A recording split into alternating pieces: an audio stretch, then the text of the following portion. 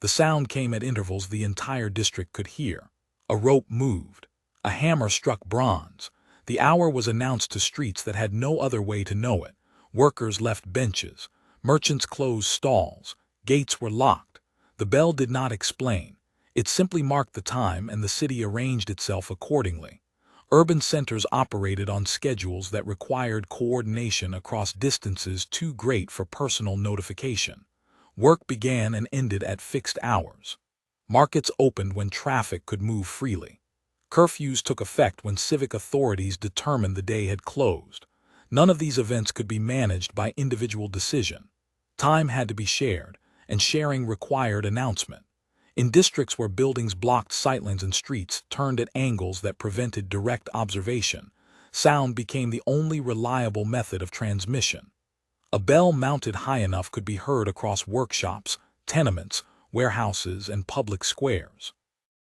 Its tone carried through weather that obscured visual signals.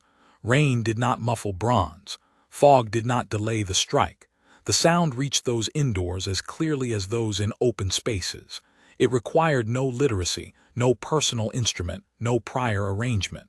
The bell announced, and the announcement was received by anyone within range. This made audible timekeeping a civic function rather than a private one. The bell did not belong to the listener. It belonged to the system that required punctuality across a population too large to coordinate by other means. Cities grew around industries that depended on synchronized labor. Factories could not stagger shifts without a common reference. Loading docks could not schedule deliveries if each carter followed a different hour. Public institutions operated on timetables that assumed general agreement about when the day divided. That agreement was not natural. It was maintained by repetition. The bell rang and the day segmented into units that everyone could recognize. Those who worked indoors heard it through walls. Those in transit heard it between buildings. Those who rose early heard it mark the start of the working hours. Those who worked late heard it announce the end.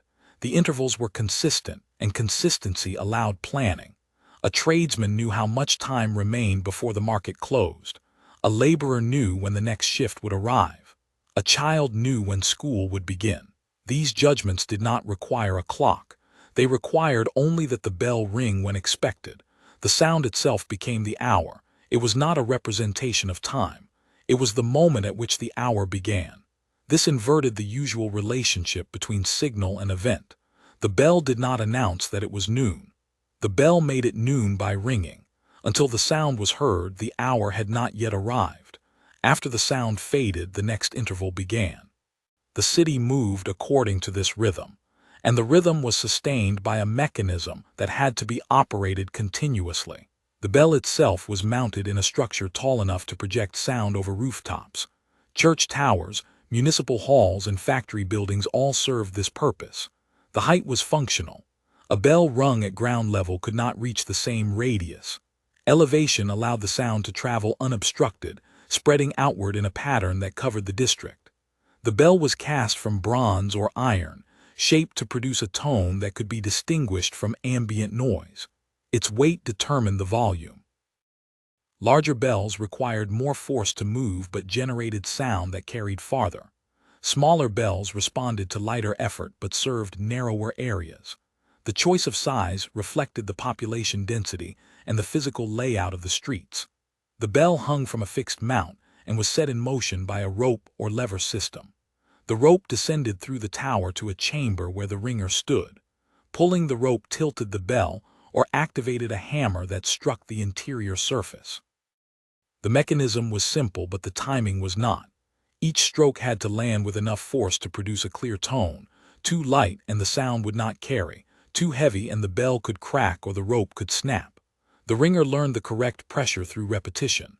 The motion became automatic, but the attention remained constant. A single ring announced a quarter hour. A sequence of rings announced the full hour. The pattern had to be consistent.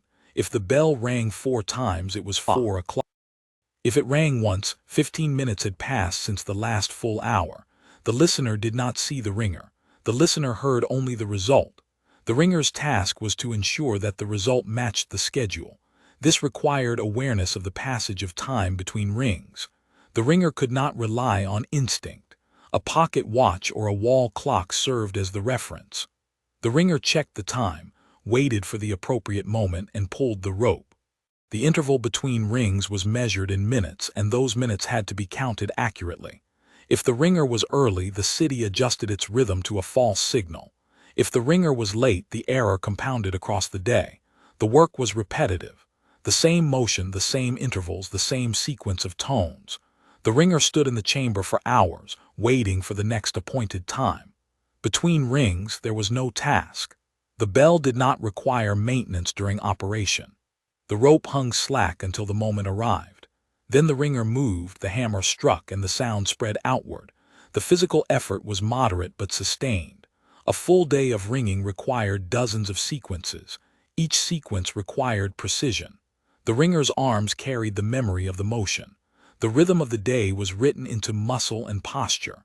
After years of work, the ringer could estimate the interval without checking the clock. The body learned to anticipate the hour. But estimation was not sufficient. The clock remained the final authority. The ringer checked it before every ring, and the bell followed the clock without deviation. Accuracy was not a preference. It was a requirement. The bell served as the reference for activities that could not tolerate ambiguity. A factory shift that began 10 minutes late delayed production across multiple departments. A market that opened early disrupted pricing agreements. A curfew enforced inconsistently undermined public order. The bell ringer was responsible for maintaining the schedule that allowed these systems to function. If the bell was wrong, the city was wrong. The ringer did not control the clock. The ringer controlled the announcement of the clock's reading. This distinction mattered. A clock could lose time gradually without immediate notice. A bell that rang at the wrong hour was noticed instantly. The error was public and the consequences were immediate. Workers arrived late. Merchants missed transactions. Officials questioned the competence of the institution that employed the ringer. The pressure to avoid error was constant. The ringer worked alone, but the work was visible to everyone within hearing. There was no privacy in failure. A missed ring left the district in silence at the expected hour. People looked up. They waited. When the bell finally sounded, they adjusted their routines, but the disruption had already occurred. A ring that came too early created confusion. Those who had been waiting left before they needed to. Those who were not yet ready rushed to compensate. The correction had to come at the next interval, but by then the day's rhythm had shifted. The ringer could not explain. The bell spoke and the city responded. The only defense against error was vigilance. The ringer checked the clock repeatedly. Before each ring, the time was confirmed. After each ring, the next interval was calculated. The clock itself had to be maintained. If the clock drifted, the bell followed. This created a secondary responsibility. The ringer had to know when the clock needed adjustment and had to coordinate with those who regulated it. In some cities, a master clock was maintained at a central observatory or municipal office. The bell ringer's clock was synchronized with that master at regular intervals. In other cities, the bell ringer was the final authority. The clock in the tower set the standard, and all other clocks in the district adjusted to match it. This inverted the usual hierarchy. The ringer was not following time. Ringer was defining it. The role required judgment. If the clock showed a time that seemed implausible, the ringer had to decide whether to trust the mechanism or to investigate. A clock that suddenly gained an hour had failed. A clock that lost a few minutes might simply need winding. The ringer had to distinguish between minor drift and major malfunction. The decision could not be deferred. The next ring was approaching and the city was waiting. The bell had to sound, and it had to sound at the correct time. The ringer stood between the clock and the population, translating the private measurement of time into a public signal. The translation had to be exact, and the ringer was accountable for every deviation. As cities expanded, the number of institutions requiring precise timekeeping increased. Factories multiplied. Railroads introduced schedules that connected distant terminals. Schools operated on fixed timetables. Government offices coordinated activities that spanned multiple buildings. Each of these systems depended on shared time, and the demand for reliable signals grew beyond what a single bell could provide. New towers were constructed. Existing bells were supplemented by additional ringers assigned to different districts. The network of audible signals became more complex. A city that had once relied on a single bell now heard multiple bells, each serving a different area. The intervals had to align. If one bell rang at noon and another rang 3 minutes later, the discrepancy created confusion. Workers in the overlap zone did not know which signal to follow. The solution was coordination. Bell ringers synchronized their clocks to a common standard. In some cities, this was done manually. Ringers traveled to a central location, compared their clocks, and adjusted them before returning to their towers. In other cities, a signal was transmitted from a master clock to subsidiary locations. The ringers set their clocks to match the signal, ensuring that all bells rang simultaneously. This required additional infrastructure. Telegraph lines allowed time signals to be sent across distances. A pulse transmitted from the central office reached multiple towers at the same instant. The ringers received the signal and adjusted their clocks accordingly. The system reduced error, but it did not eliminate the need for manual ringing. The clock could be synchronized, but the bell still had to be struck by hand. The physical limits of manual ringing became apparent. A ringer could operate one bell, but not two. A tower with multiple bells required multiple ringers or a mechanism that allowed one person to control several ropes in sequence. Neither solution was efficient. The alternative was automation. A clockwork mechanism could be designed to strike the bell without human intervention. The clock itself could trigger the hammer, eliminating the need for a ringer to pull the rope at each interval. The technology existed. Clockwork bells had been used in church towers for centuries. The challenge was scale. A city that depended on dozens of bells across multiple districts required dozens of automated systems.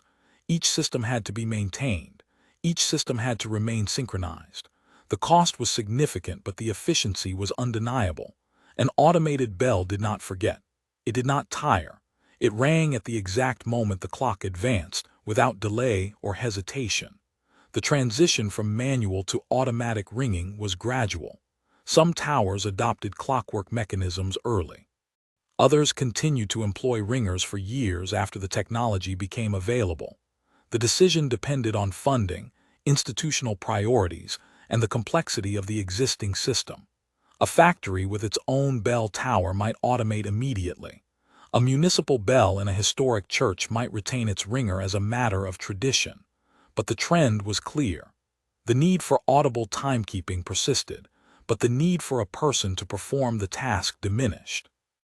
The bell continued to ring, but the rope hung still. Standardized clocks began to appear in public spaces. Street corners, train stations, and commercial buildings installed timepieces visible to pedestrians. The clocks were synchronized to regional or national standards, reducing the variation that had existed when each district followed its own bell.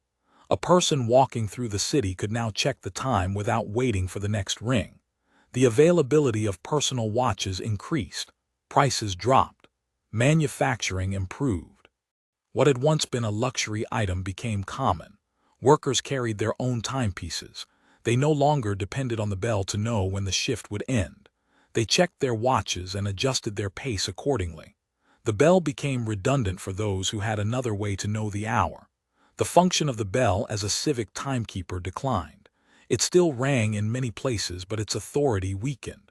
If a person's watch disagreed with the bell, the person trusted the watch. The bell had been the final reference because no other reference existed. Once clocks became widespread, the bell was simply one signal among many.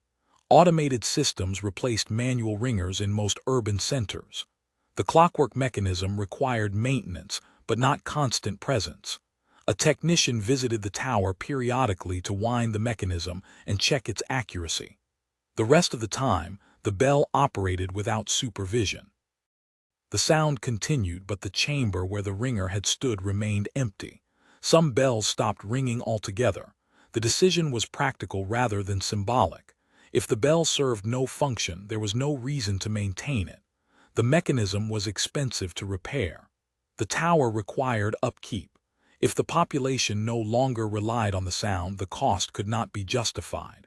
The bell was silenced, and the city adjusted without difficulty. In other places, the bell continued to ring on a reduced schedule. Instead of marking every hour, it rang only at noon or at shift changes. The sound persisted as a gesture toward continuity, even as its functional role disappeared. People heard it and noted the time, but they did not depend on it. The bell had become a reminder rather than a necessity. The ringer's role, where it still existed, changed. The task was no longer timekeeping. It was preservation. A bell that still rang manually did so because the institution valued the tradition, not because the city required the service. The ringer became a caretaker of a system that no longer governed daily life. The responsibility remained, but the urgency did not. A delayed ring or a missed interval no longer disrupted the district. People had moved on to other methods. The bell rang, and those who heard it acknowledged the sound. But they did not wait for it, and they did not alter their plans if it failed to come. The towers remained, the bells remained.